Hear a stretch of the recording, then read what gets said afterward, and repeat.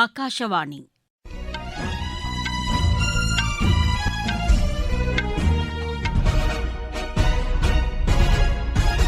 செய்திகள் வாசிப்பவர் சித்ரா பாலசுப்ரமணியன். தலைப்புச் செய்திகள். வளர்ந்து வரும் நாடுகளின் பொருளாதாரத்தை மேம்படுத்துவதற்கான தனி கட்டமைப்பை சர்வதேச நிதி நிறுவனங்கள் உருவாக்க வேண்டும் என பிரதமர் திரு நரேந்திர மோடி வலியுறுத்தியுள்ளார். தீவிரவாதத்திற்கு முற்றுப்புள்ளி வைக்க உறுதியான நடவடிக்கைகளை இந்தியா மேற்கொண்டுள்ளதாக பாதுகாப்புத்துறை அமைச்சர் திரு ராஜ்நாத் சிங் தெரிவித்துள்ளார். உலகின் இரண்டாவது பெரிய மின்னணு ஏற்றுமதி நாடாக இந்தியாவை உயர்த்த உறுதியான நடவடிக்கைகள் எடுக்கப்பட்டுள்ளதாக மத்திய அமைச்சர் திரு அஸ்வினி வைஷ்ணவ் கூறியிருக்கிறார். ஆப்கானிஸ்தானுக்கு 5 டன் மருந்து பொருட்களை மனிதாபிமான அடிப்படையில் இந்தியா வழங்கியுள்ளது. இலங்கையில் நடைபெற்று வரும் முத்தரப்பு ஒருநாள் கிரிக்கெட் போட்டியில் இந்தியா ஏ அணி இறுதி ஆட்டத்திற்கு முன்னேறியுள்ளது. இனி விரிவான செய்திகள்.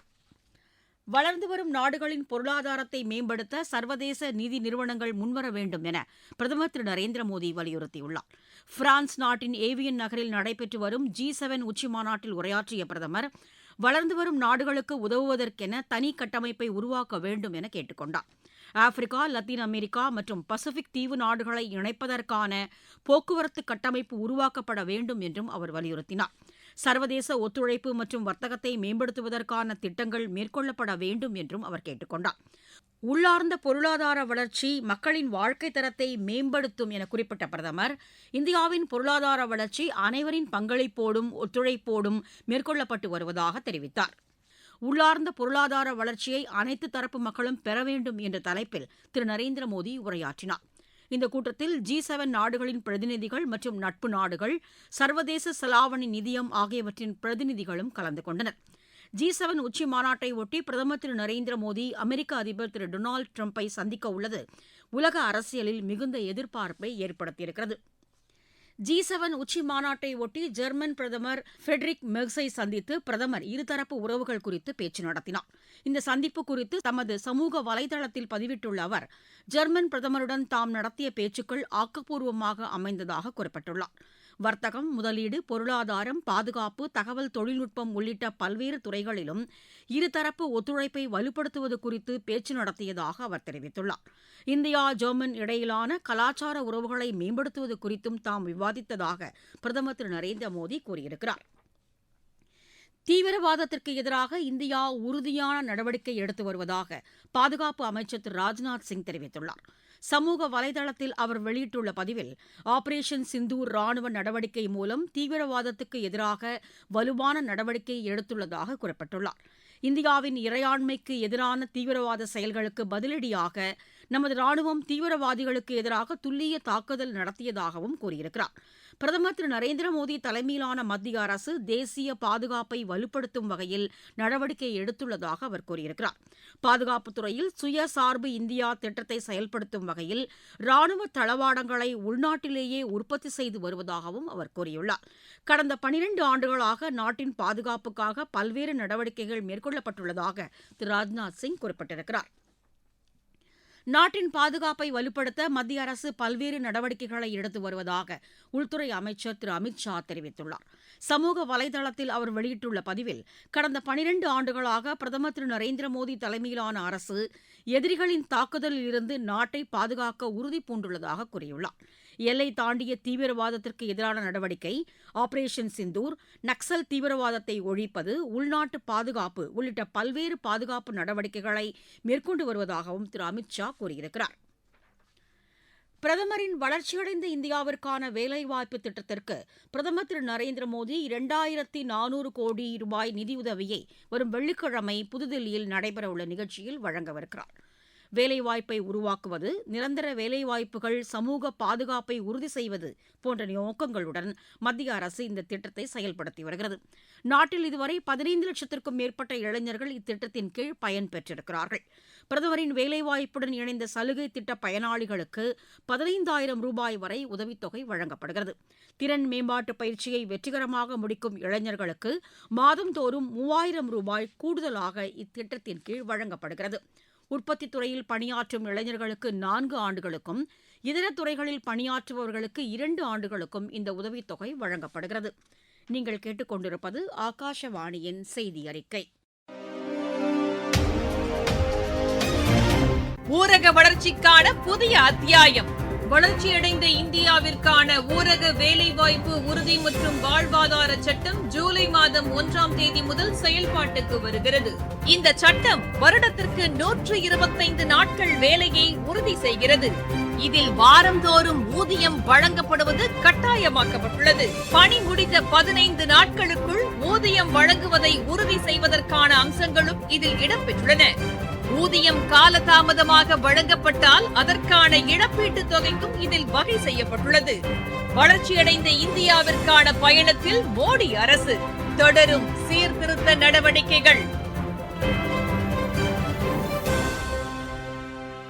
உலகிலேயே 6வது மிகப்பெரிய மின்னணு ஏற்றுமதி நாடாக இந்தியா திகழ்வதாக மத்திய அமைச்சர் திரு அஸ்வினி வைஷ்ணவ் தெரிவித்துள்ளார். மகாராஷ்டிர மாநிலம் புனேயில் அமெரிக்க தொழில் நிறுவனத்தின் புதிய உற்பத்தி பிரிவை தொடங்கி வைத்து பேசிய அவர், இந்தியா மின்னணு சாதன உற்பத்தி மையமாக உருவெடுத்துள்ளதாக கூறினார். உலகிலேயே 2வது மிகப்பெரிய மின்னணு ஏற்றுமதி நாடாக இந்தியா மாறுவதற்கு நடவடிக்கை எடுத்து வருவதாகவும் அவர் தெரிவித்தார். நாட்டில் 2 செமி கண்டக்டர் தொழிற்சாலைகளை அமைத்து வருவதாக கூறிய அமைச்சர், இந்த ஆண்டு இறுதிக்குள் 4 தொழிற்சாலைகள் அமைக்கப்படும் என கூறினார். இந்நிகழ்ச்சியில் பேசிய மகாராஷ்டிர முதலமைச்சர் திரு தேவேந்திர பட்னவிஸ், டிஜிட்டல் கட்டமைப்பு வளர்ச்சியில் மகாராஷ்டிரா முன்னணி மாநிலமாக திகழ்வதாக கூறினார். மும்பை அகமதாபாத் புல்லட் ரயில் சேவை தொடங்குவதன் மூலம் நாட்டின் மிகப்பெரிய பொருளாதார வழித்தடம் ஏற்படும் என்றும் அவர் குறிப்பிட்டார். வாத்வான் துறைமுகம் விரைவில் அமைக்கப்படும் என்று கூறிய திரு தேவேந்திர பட்னவிஸ், உலகிலேயே மிகப்பெரிய துறைமுகங்களில் ஒன்றாக இது திகழும் என்றும் கூறினார்.